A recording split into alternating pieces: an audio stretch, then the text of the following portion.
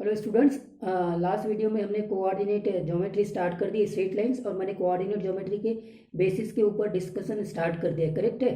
तो अब मैं यहाँ पे फिर से बेसिक्स को ही, आगे के जो बेसिक्स है उसको डिस्कस करूँगा। तो हमने लास्ट टाइम पे डिस्कस किया था इमेज ऑफ पॉइंट्स, तो उसको मैं एक बार रिपीट कर देता हूँ।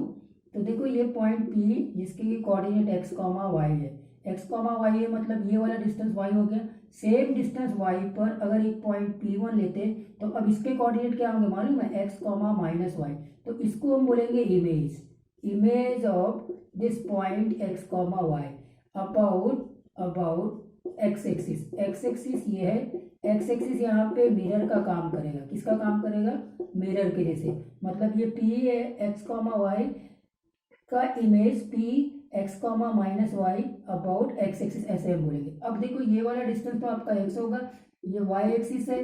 तो अभी वाई एक्सिस है, एक्स डिस्टेंस पे सेम यहाँ से लेके यहाँ तक के एक्स डिस्टेंस पे अगर कोई पॉइंट P2 है तो इसके coordinate minus x comma y हो जाएंगे, और ये भी इमेज कहलाएगा, image of point x comma y, इसी पॉइंट का इमेज। लेकिन अबाउट इस बार वाई एक्सिस होगा, ठीक है। ये वाई एक्सिस इस बार मिरर के जैसे काम कर रहा है। करेक्ट। तो इस पॉइंट का इमेज ये हो गया। कोऑर्डिनेट को देखिए, एक्स कॉमा वाई है, यहाँ माइनस एक्स कॉमा वाई है। करेक्ट है। डिस्टेंस, ये अगर डिस्टेंस एक्स है तो ये भी डिस्टेंस एक्स ही होगा, उसी डिस्टेंस पे ये इमेज बनेगा, और वाई एक्सिस इसमें मिरर का काम करेगा। अगर ये डिस्टेंस आर है स्टूडेंट्स, तो अब इसी आर डिस्टेंस पे एक और पॉइंट ये ले लिया मैंने आर डिस्टेंस पे। तो अब इस पॉइंट P1 P2 हो गया, P3 ले लेते हैं, इसके coordinate minus x comma minus y होगा। तो ये भी इमेज हो जाएगा, image of same point P x comma y. लेकिन इस बार जो मिरर है about origin, about origin, origin के ये मिरर हो गए। करेक्ट है। ये हो गया इमेज का कॉन्सेप्ट। फाइन। आप वीडियो को पॉज करके इनको नोट कर लिया करो, ये काम की चीजें है। और अब नेक्स्ट बेसिक्स पे आता हूँ मैं। अभी बात करूंगा मैं डिस्टेंस फार्मूला। ये तो आपको मालूम ही है डिस्टेंस फार्मूला कैसे करते हैं, ठीक है। ये हमारा एक्स वाई प्लेन है, और यहाँ पे आपके पास एक्स एक्सिस और ये वाई एक्सिस, ठीक है। ये पॉइंट पी, इसके कोऑर्डिनेट x1 कॉमा y1, और ये पॉइंट क्यू, इसके कोऑर्डिनेट x2 कॉमा y2। तो ये डिस्टेंस पी क्यू जो होगा वो इस प्रकार से दिया जाएगा, square root of x2 minus x1 का square plus y2 minus y1 का स्क्वायर। ये सारे बेसिक्स आप पहले नोट कर लेना। करेक्ट है। ये डिस्टेंस फार्मूला मैंने 2D में बताया, हालांकि मैं जब स्ट्रेट लाइन बात करूंगा तो ये 2D ही आएगा। लेकिन अगर यही डिस्टेंस फार्मूला मैं 3D में बताना चाहूँ तो 3D जो अगले साल के लिए मैं आपको प्रिपेयर कर रहा हूँ, एक्स एक्सिस वाई एक्सिस और जेड एक्सिस है। तो ये पॉइंट पी x1 y1 और z1 होगा, और ये वाला पॉइंट Q जो है वो x2 y2 और z2 होगा। तब पी क्यू बस ऐसे ही चलेगा, x2 माइनस x1 का square plus y2 minus y1 का स्क्वायर प्लस एक तीसरा कोऑर्डिनेट भी यहाँ पे इन्वॉल्व हो जाएगा। तो ये 3D में हम डिस्टेंस निकाल लेंगे, जो अभी हमको काम नहीं आएगा। हमें स्ट्रेट लाइन में हम सिंपली 2 डायमेंशनल में बात करेंगे। करेक्ट है। लेकिन नेक्स्ट ईयर हम 3 डायमेंशनल में भी बात करेंगे, वो वहीं से जनरेट हो जाता है। तो ये हो गया डिस्टेंस फार्मूला, कोई इशू नहीं है। और अब आते हैं सेक्शन फार्मूले के ऊपर। सेक्शन फार्मूला भी आपको मालूम ही है, इसके बारे में भी आप ऑलरेडी जानते हैं। सेक्शन फार्मूला, ये कोई पॉइंट P है जिसके की कोऑर्डिनेट x1 कॉमा y1 है, और ये कोई पॉइंट Q है जिसके की कोऑर्डिनेट x2 कॉमा y2 है, और इस P और Q को जोड़ने वाली लाइन को कोई पॉइंट R, ये m/n रेशो में इंटरनली डिवाइड करना है। इंटरनल डिवीजन के लिए हम बात कर रहे हैं, इंटरनल डिवीजन के लिए। करेक्ट है। तो हमारा जो सेक्शन फार्मूला है वो एक्चुअली में इस पर्टिकुलर पॉइंट आर के कोऑर्डिनेट को निकालने का काम करता है। करेक्ट है। तो इसके कोऑर्डिनेट सपोज करो एक्स कॉमा वाई है, तो एक्स कैसे देगा? ये m को इससे दूर वाले से मल्टीप्लाइड करेंगे, mx2, प्लस ये n को इसके दूर वाले से मल्टीप्लाइड करेंगे, nx1 divided by m plus n, और उसी प्रकार से y कोऑर्डिनेट आ जाएगा my2 plus ny1 divided by m plus n। तो ये हो गया हमारा इंटरनल डिवीजन के लिए सेक्शन फार्मूला। करेक्ट है। और अगर एक्सटर्नल डिवीजन के लिए बात करेंगे, एक्सटर्नल डिवीजन, करेक्ट, ये सब आप नोट करके रख लेना। एक्सटर्नल डिवीजन में क्या होता है? ये पॉइंट P है, ये पॉइंट Q, ये x1 y1, इसके कोऑर्डिनेट x2 y2, और इसको एक्सटर्नली मतलब जो पॉइंट R है इसके की कोऑर्डिनेट हमको निकालना है, वो इसको एक्सटर्नली डिवाइड कर रहा है m/n के रेशियो में। करेक्ट है, मतलब यहाँ से लेके यहाँ तक का डिस्टेंस m, ये डिस्टेंस n है, तब इसके कोऑर्डिनेट x के आ जाएंगे mx2 minus nx1 divided by m minus n, ये तो x कोऑर्डिनेट, और y coordinate my2 minus ny1 divided by m minus n। ये सारी बातें आपको जानते हैं, यहाँ बहुत आने वाला है काम। ये तो हो गया 2 डायमेंशनल में। अगर 3 डायमेंशनल में होगा ना तो बस एक कोऑर्डिनेट और बढ़ जाएगा, वो z हो जाएगा mz2 plus nz1 divided by m plus n। यहाँ पे भी इस प्रकार से z कोऑर्डिनेट आ जाएगा mz2 minus nz1 divided by m minus n, correct. तो ये 2 डायमेंशनल में सेक्शन फार्मूला, और 3 डायमेंशनल में सिर्फ एक कोऑर्डिनेट z कोऑर्डिनेट को आपको वहाँ पे आगे बढ़ा देना है, फाइन। तो ये हो गया सेक्शन फार्मूला इंटरनल डिवीजन के लिए भी और इंटरनल डिवीजन के लिए भी। वीडियो को पॉज कर लेना, नोट कर लेना, या कोई ना कोई बुक है उसमें आपको ये सारी चीज़ें मिल जाएगी, तो आप उसमें से सारी चीज़ों को नोट कर लेंगे। और फिर आते हैं mid point formula. Mid point formula इसी सेक्शन फार्मूले से निकलता है। जैसे मान लीजिए ये पॉइंट P जिसके की कोऑर्डिनेट x1, y1 है, और ये पॉइंट Q जिसके की कोऑर्डिनेट x2, y है, और ये R ये आपका मिड पॉइंट है।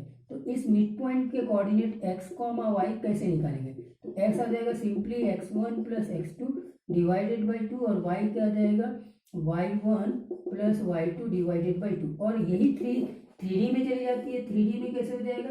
ये x1, y1 और z1, और ये क्यूब x2, y2 और z2, और ये इसका मिड पॉइंट जिसकी कोऑर्डिनेट x, y, z है।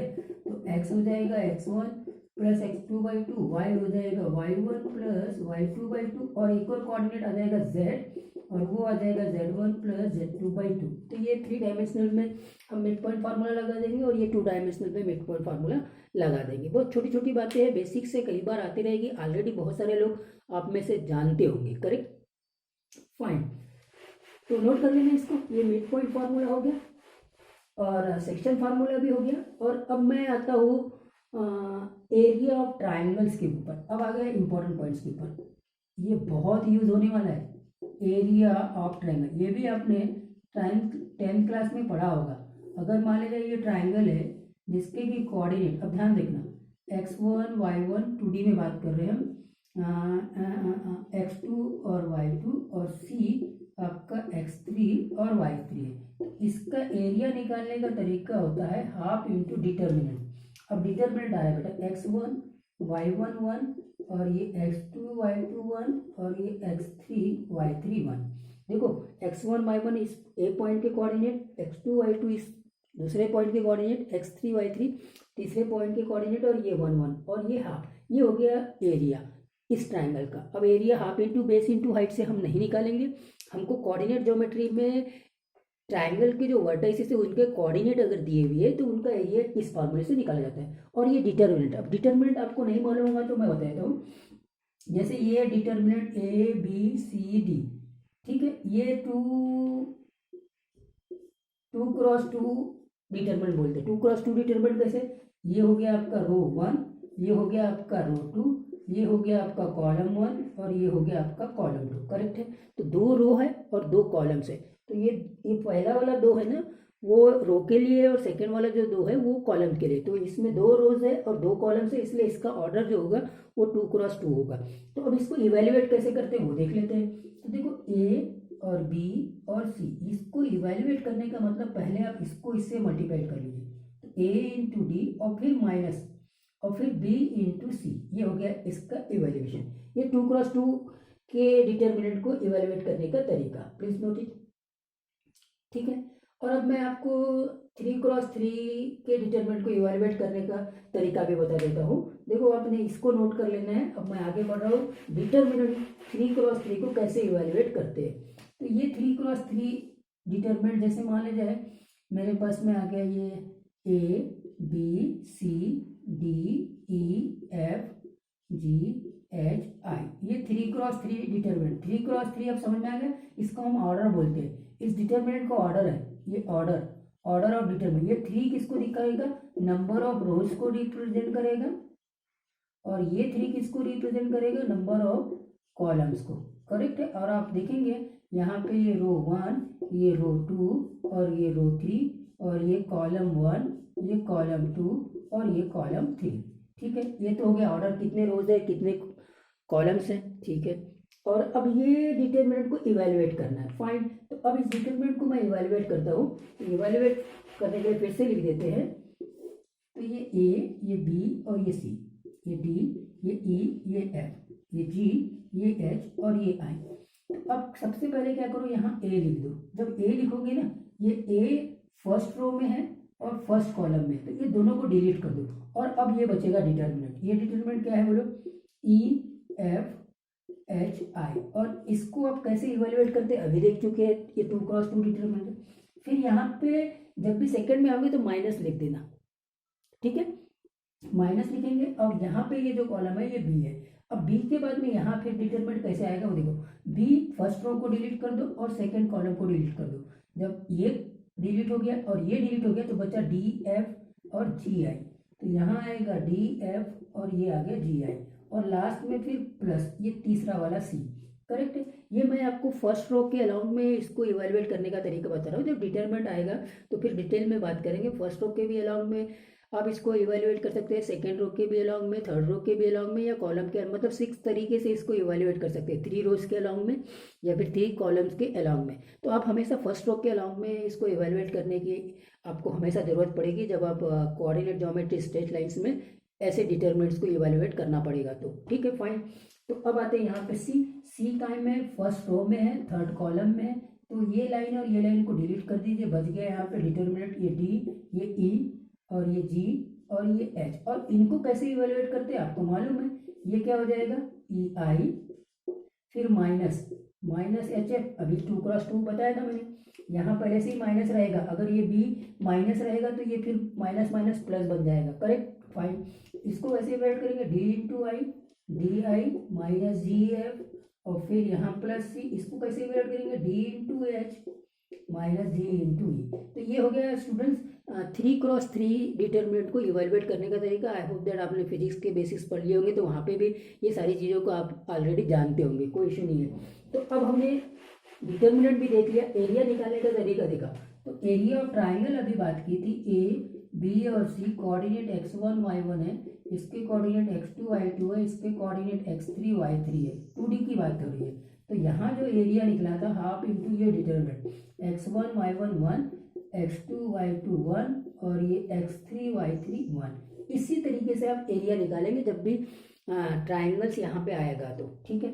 अच्छा, पॉइंट्स कोलिनियर की कंडीशन भी यहाँ पे इसी से आ जाएगी। Points are collinear, collinear points आएगा मतलब ये जो ए बी सी वाले पॉइंट्स है वो एक ही लाइन में होंगे, x1 y1 b x2 y2 और c आपका x3 y3। अब ये एक ही लाइन में आ रहा है, इसका मतलब ट्राइंगल तो बनेगा नहीं, मतलब ये ट्राइंगल का एरिया 0 हो जाएगा, तभी हम बोलेंगे लाइन्स पॉइंट्स जो है वो कोलिनियर। तो अब कोलिनियर पॉइंट्स की कंडीशन क्या हो जाएगी कि ये एरिया 0 2 इधर 0 में विलीन हो जाएगा, कुल मिलाकर x1 y1 1, x2 y2 1 और x3 y3 1 इक्वल टू 0। ये हो जाएगा आपके पॉइंट्स आर कोलिनियर, और ये आपका आ गया area of the triangles with the vertices x1 y1 x2 y2 x3 y3। और ये 3 पॉइंट्स कोलिनियर, इसका डिटरमिनेंट 0 होना चाहिए, एंड पॉइंट्स के coordinate x1 y1 x2 y2 and x3 y3। Important points है, हाँ, नोट इट। तो अब डिस्टेंस फार्मूला देख लिया, सेक्शन फार्मूला देख लिया, मिड पॉइंट फार्मूला देख लिया, इमेज ऑफ पॉइंट्स क्या होता है देख लिया, एरिया ऑफ ट्राइंगल्स हमने देख लिया और पॉइंट्स कोलिनियर देख लिए, करेक्ट है। अब मैं एक पॉइंट्स को आपको बता रहा हूँ, उसको देखना क्या है, एक आर्बिट्ररी पॉइंट्स, इसकी बहुत जरूरत पड़ेगी, आर्बिट्ररी पॉइंट्स। अब ये आर्बिट्ररी पॉइंट्स क्या होता है, एक जनरल पॉइंट्स को रिप्रेजेंट करेगा, जनरल पॉइंट्स है ना, general points lying on the curve. अब कर्व क्या होता है उसकी भी बात करेंगे, ये कर्व क्या होता है। तो देखो आर्बिट्ररी पॉइंट्स जो होता है ना, वो पूरे जो कर्व में, कर्व क्या होता है, देखो लाइन एक कर्व है, ये पॉइंट्स ये पॉइंट्स ये पॉइंट्स ये पॉइंट्स ये पॉइंट सबको हमने मिला दिया, मतलब जब हम सारे पॉइंट्स को मिला देते हैं तो एक कर्व बनता है, ठीक है। और वो पॉइंट्स कुछ पर्टिकुलर कंडीशन को सेटिस्फाइड करते हैं, तो ये कर्व बन गया। तो लाइन इज अ कर्व। तो इस कर्व में कोई एक आर्बिट्ररी पॉइंट्स हम ले लेते हैं, ये आर्बिट्ररी पॉइंट्स। तो आर्बिट्ररी पॉइंट्स की जब भी कोऑर्डिनेट्स लेंगे ना, वो x, y ले लेंगे या फिर h, k ले लेंगे, करेक्ट है। जनरली हम x, y ले लेते हैं आर्बिट्ररी पॉइंट्स के कोऑर्डिनेट, और इस आर्बिट्ररी पॉइंट्स में हम हमेशा इक्वेशन देते हैं। तो आर्बिट्ररी पॉइंट्स में आपको इक्वेशन देना, आर्बिट्री पॉइंट्स के कोऑर्डिनेट x, y ले लीजिए और जो भी इक्वेशन रिप्रेजेंट करेगा जिस भी कर्व का, चाहे वो सर्कल हो, चाहे वो स्ट्रेट लाइन्स हो, चाहे वो पैराबोला हो, चाहे वो इलिप्स हो, चाहे वो हाइपरबोला हो, तो जो भी इक्वेशन आता है वो एक्चुअली में आर्बिट्री पॉइंट्स के टर्म्स में आता है। थोड़ा सा बात बताना चाहूँगा, अभी आगे आता हूँ। तो इसी वाले पॉइंट से दूसरा कॉन्सेप्ट निकलता है लोकस। लोकस, तो लोकस क्या है? Locus is the collection of points, collection of points, ध्यान देना, collection of points which obeys certain property. इस प्रॉपर्टी को फॉलो करने वाले जितने भी पॉइंट्स है उन सबका समूह, उन सबको ऐड कर देना है, एक कर्व बनेगा, उस कर्व को हम लोकस बोलते हैं। अब वो लोकस का इक्वेशन कैसे निकालना है उसके लिए आर्बिट्री पॉइंट्स की जरूरत पड़ेगी। अब मैं तरीके आपको बताता हूँ। जैसे मान लीजिए ये एक पॉइंट्स है, ये प्लेन में पॉइंट्स है, इन सारे पॉइंट्स को अगर आप जोड़ देंगे तो आपको क्या मिलेगा? आपको क्या मिलेगा? देखो क्या मिला, क्या मिला, क्या मिला? सर्कल। अब ये सर्कल जो है वो एक लोकस है इन सभी पॉइंट्स का, जो एक पर्टिकुलर कंडीशंस को फॉलो करते हैं। अब वो कंडीशंस क्या है? ये सारे के सारे पॉइंट्स इस पर्टिकुलर पॉइंट से सेम डिस्टेंस पे है। सपोज करो ये डिस्टेंस आ रहा है, मतलब ये कोई भी पॉइंट जो है वो सेम डिस्टेंस पे है, करेक्ट, सेम डिस्टेंस पे है। और ये ओरिजिन अगर ओ है तो इसके कोऑर्डिनेट सपोज करो 0,0, तो अब ये एक आर्बिट्री पॉइंट ले लेंगे। तो आर्बिट्ररी पॉइंट्स को लेने का तरीका, आप या तो डायरेक्टली x, y ले लीजिए या फिर h, k ले लेना, बाद में आप h और k को x, y से रिप्लेस कर देना, या स्ट्रेट फॉरवर्ड आप x, y लेते हैं। तो अब यहाँ डिस्टेंस फार्मूला आएगा, ये डिस्टेंस r है, मतलब r equal to square root of x minus 0 का प्लस y माइनस 0 का स्क्वायर, मतलब r square equal to x square plus y square. और अब आप देखेंगे r तो नोन है, ये नोन है क्योंकि ये अगर सर्कल है तो उसका रेडियस मालूम है, उसका सेंटर मालूम है। और अब आपने इक्वेशन देखा r square equal to x square plus y square, x और वाई क्या है? एक्स और वाई ये एक आर्बिट्री पॉइंट्स के कोऑर्डिनेट्स है, करेक्ट है? किसके कोऑर्डिनेट है? आर्बिट्री पॉइंट्स के कोऑर्डिनेट्स है। तो आर्बिट्री पॉइंट्स क्या है? तो जो भी पॉइंट्स होगा ना इस सर्कल के ऊपर, उसके कोऑर्डिनेट इस प्रकार से आएंगे ऑर्डर पेयर में, एक्स कोऑर्डिनेट और वाई कोऑर्डिनेट, करेक्ट है? तो ये x square plus y square. आप इसको एच कॉमा के से भी स्टार्ट करते थे तो r square equal to h square plus k square होता, और बाद में एच स्क्वायर को एक्स स्क्वायर से रिप्लेस कर दे और के स्क्वायर को वाई स्क्वायर से रिप्लेस कर देते थे। एक तरीका है, आपको उसको ज़्यादा कंसंट्रेट करने की जरूरत नहीं, आप सीधा सीधा आर्बिट्री पॉइंट्स को x, y ले लीजिए और जो कंडीशन फॉलो हो रही है उसको अप्लाई कर दीजिए। कंडीशन क्या है कि ये सारे के सारे जो कर्व के ऊपर पॉइंट्स है वो ओरिजिन से या सेंटर से, ओरिजिन ही यहाँ पर सेंटर है, सेंटर से वो सेम डिस्टेंस पे। अगर मान लीजिए ओरिजिन ये नहीं रहता, दूसरा कर्व देते, अगर मान लीजिए ये ओरिजिन नहीं रहता, देखो बातों को समझना जरूरी है, वीडियो को पॉज करके आप नोट कर सकते हैं। ये सर्कल है और अब ये ओरिजिन किसी पॉइंट h, k पर है। अब h, k पे मैंने ले लिया, कोऑर्डिनेट ले लिया और इसका रेडियस r ले लिया, तो अब ये आर्बिट्री पॉइंट्स हो जाएगा। आर्बिट्री पॉइंट्स, आर्बिट्री पॉइंट्स मतलब जनरल पॉइंट्स। तो अब इक्वेशन क्या होगा? R square equal to x minus h का square plus y minus k का स्क्वायर, ठीक है?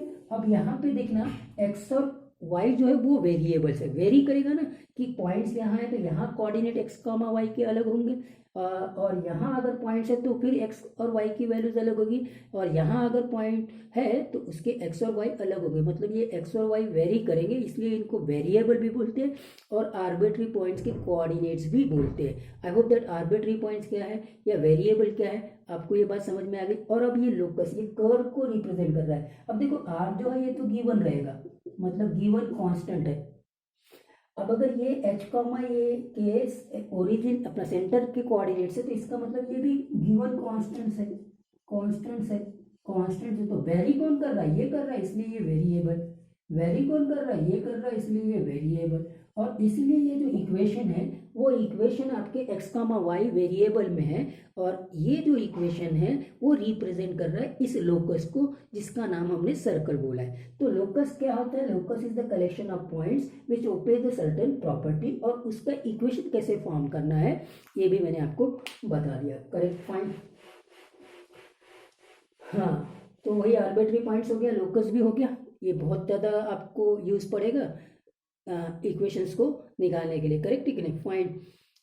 अब आते हैं हम शिफ्टिंग ऑफ ओरिजिन, ये भी एक कॉन्सेप्ट बड़ा इंपॉर्टेंट रहेगा, शिफ्टिंग ऑफ ओरिजिन। अब देखो क्या है कि ये एक्स एक्सिस और वाई एक्सिस है, ठीक है सर, और इस एक्स एक्सिस और वाई एक्सिस के रिस्पेक्ट में ये कोई पॉइंट पी है जिसके की कोऑर्डिनेट एक्स कॉमा वाई है और ये ओरिजिन है। अब मैं क्या करता हूँ, ओरिजिन को शिफ्ट करता हूँ, शिफ्टिंग ऑफ ओरिजिन, ओरिजिन को शिफ्ट यहाँ कर दिया, यहाँ शिफ्ट कर दिया तो मेरे को पास में ये नए एक्सिस मिल जाएंगे। ये नए एक्सिस मतलब ये एक्स डैश एक्सिस सपोज करो और ये आपका आ गया वाई डैश एक्सिस और ये नया ओरिजिन ओ डैश मिल गया। अब देखिए अगर ये कोऑर्डिनेट के पॉइंट्स पुराने वाले एक्स वाई एक्सिस के कॉन्सेप्ट से अगर इसके कोऑर्डिनेट एक्स कॉमा वाई है तो इसका मतलब ये डिस्टेंस तो एक्स हो गया, करेक्ट है। और यहाँ पे बात करें तो ये डिस्टेंस हो गया, ये डिस्टेंस आपका वाई हो गया। तो ये एक्स और वाई डिस्टेंस किस रिस्पेक्ट में, ये पुराने जो एक्स एक्सिस और वाई एक्सिस जो पुराना कोऑर्डिनेट सिस्टम था उसके हिसाब से, जहाँ की ओरिजिन ओ था। अब मैंने ओरिजिन को शिफ्ट कर दिया, ओरिजिन को शिफ्ट कर दिया, ओ डैश बना दिया, तो अब इस पॉइंट्स के कोऑर्डिनेट्स क्या होंगे। अब ओरिजिन जो शिफ्ट हुआ है ये ओ डैश में, इसके भी कोऑर्डिनेट हम पहले ही वाले एक्स वाई एक्सिस के रिस्पेक्ट में निकाल सकते हैं। सपोज करो इसके कोऑर्डिनेट सपोज एच कॉमा के है, तो एच कॉमा के इस ओरिजिन के रिस्पेक्ट में है, मतलब यहाँ से लेके यहाँ तक के डिस्टेंस एच है, करेक्ट, और यहाँ से लेके यहाँ तक के डिस्टेंस के है। क्लियर हो गया। तो अब देखेंगे कि अब अगर इसके कोऑर्डिनेट मैंने नए इस ओ डैश के रिस्पेक्ट में इस पॉइंट्स क्यू के coordinate x comma capital y ले लिया, करेक्ट है। तो अब यहाँ से ये पता चल गया कि ये डिस्टेंस कैपिटल एक्स होगा और ये डिस्टेंस कैपिटल वाई होगा। यहाँ से लेके यहाँ तक के कैपिटल एक्स और यहाँ कैपिटल वाई और यहाँ से लेके यहाँ तक के कैपिटल एक्स, तब जाके इसके कोऑर्डिनेट एक्स कॉमा वाई होंगे। और अब आप रिलेशन निकाल सकते हैं, ये पूरा डिस्टेंस एक्स है और यहाँ से लेके यहाँ तक एच है, यहाँ से लेके यहाँ तक के कैपिटल एक्स है, मतलब small X equal to H plus capital X, मतलब capital X equal to x minus H, X minus H, correct है। आई क्या बात समझ में, एक्स माइनस एच, और कैपिटल वाई क्या हो जाएगा, वाई माइनस के। तो ये एक्स कैपिटल में और वाई कैपिटल में कैसे हमने निकाला, एक्स माइनस एच और वाई माइनस के, ये तब मिला जब हमने इस ओरिजिन को शिफ्ट कर दिया इस पर्टिकुलर पॉइंट्स में। तो ये शिफ्ट ऑफ ओरिजिन है। कुछ देर के बाद में जब प्रॉब्लम्स हम सॉल्व करते रहेंगे ना तो आपको ये बहुत आसान लगने वाला है। तो स्टूडेंट्स यहाँ तक के हमने फिनिश कर दिया सेकंड बेसिक्स को भी। तो बेसिक 1 और बेसिक 2 को आप अच्छे से नोट कर लीजिए, ठीक है।